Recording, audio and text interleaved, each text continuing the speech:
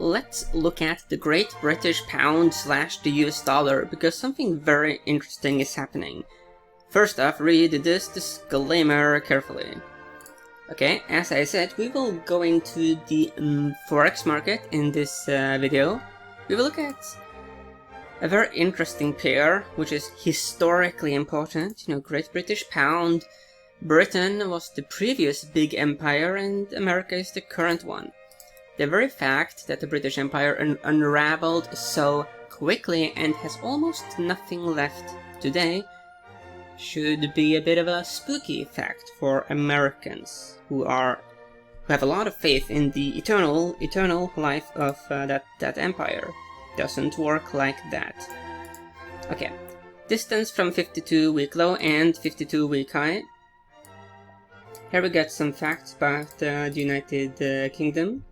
So this is the total tax rate, forested area, and the CPI, the Consumer Price Index change. Okay. Let's first look at the seasonality. So let's look at the far into the past first, between 1991 and 2010. August is one of the weakest months for the Great British Pound. However, September, for some reason, is literally the strongest month. That's interesting. If we go into the more recent time, 2001 to 2020, okay, so 1991 to 2010, then 2001 to 2020, August, again, a very weak month. However, September is strong. Okay. Let's actually compare it against gold. Gold. Yeah, maybe we should do the GLD, which is the gold ETF. Okay, so now we are looking at the months in which this pair, the Great British Pound / US dollar, outperformed gold between 2004 and 2020. Here again, September is a decent month, but generally speaking, gold seems to have a bit of an upper hand. And in the recent times have been extremely beneficial for gold. But I think that gold needs to just calm it down a bit. Okay, here we have a bunch of years. So this is the weekly data points, and we go all the way back here to 1995. Okay, as you can see, there's a few things that jumps at us. You can see that generally speaking, there are major cycle patterns: big rise, decline. Big rise, decline, big rise and decline. This pattern here is a bit of a broken pattern. It could potentially be similar to this. Here we have two smaller patterns within a major pattern. Here we have multiple smaller patterns. So basically, by the looks of it, this movement is another cycle. Like we have 1, 2, 3 major cycles before. But this cycle is certainly more complicated because it's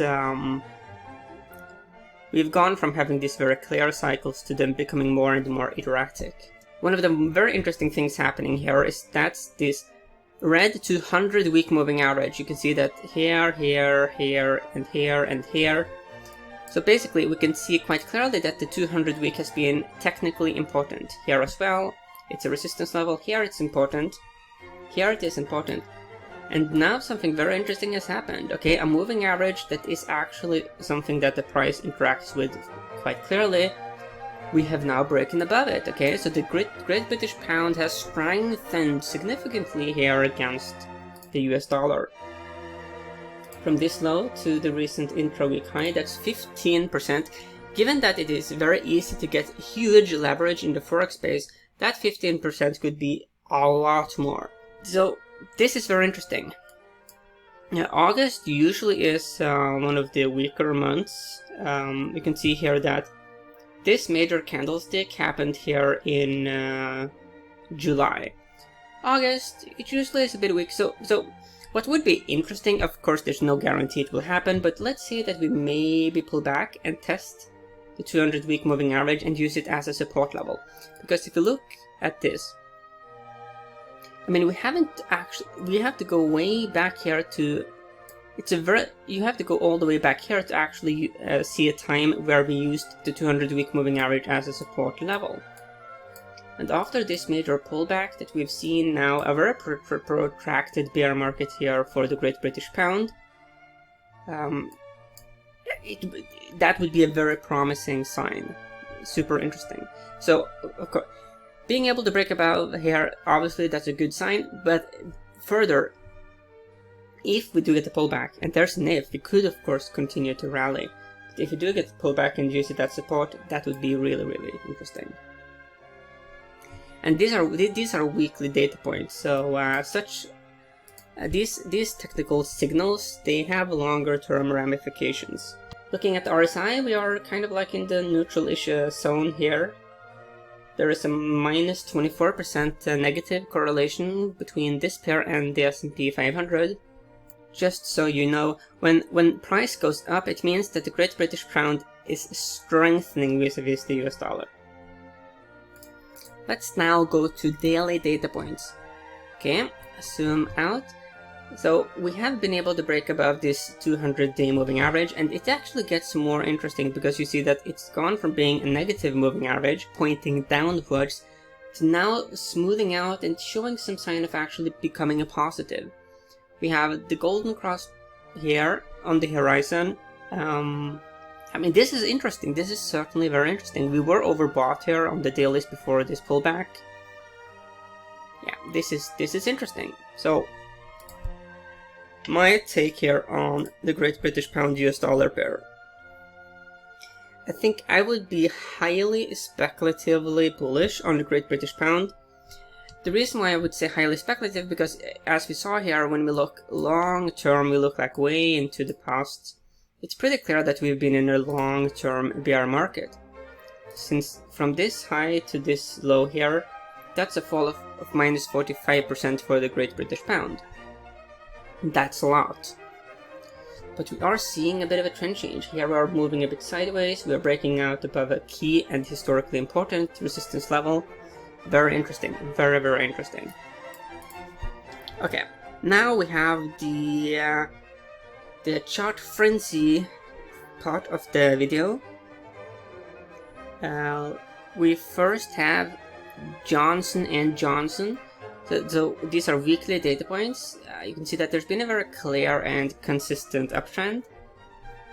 It's been a bit erratic as of late. You can see this very clear cycle patterns, up, down, up, down, up, down. Let's see the extent to which they are repeatable.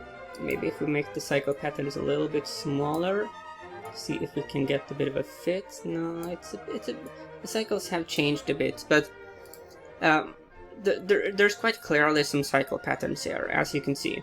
You have these major cycles, and within you have smaller cycles.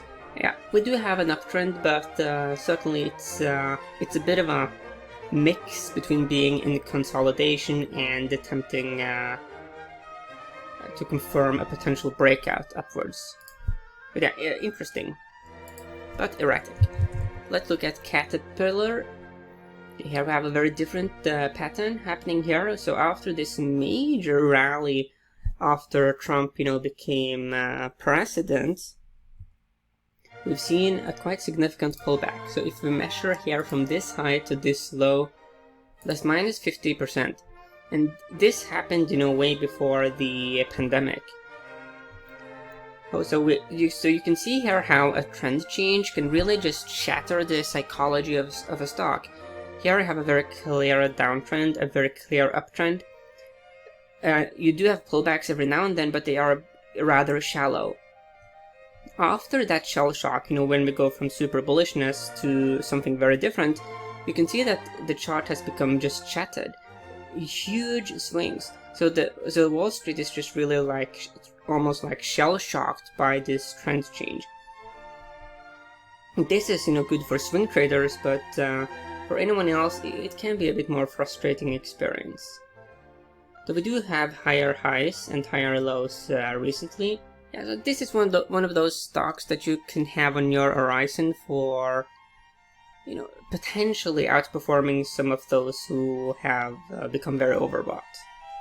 So potentially a rotation trade, but it's sort of like guilty until proven innocent because of the recent trading behavior. Then we go to PG, that's Proctor Gamble. Yeah. Here you can see major cycle patterns, huge cycles. We have been able to break out to new all-time highs here. You could make the case that we have a bit of a negative, well, we do have a clear negative divergence here on the RSI, though the accumulation distribution line is corroborating this recent rally. If you look at it historically, if you look at this rally and compare it to the past, you usually see some pullbacks.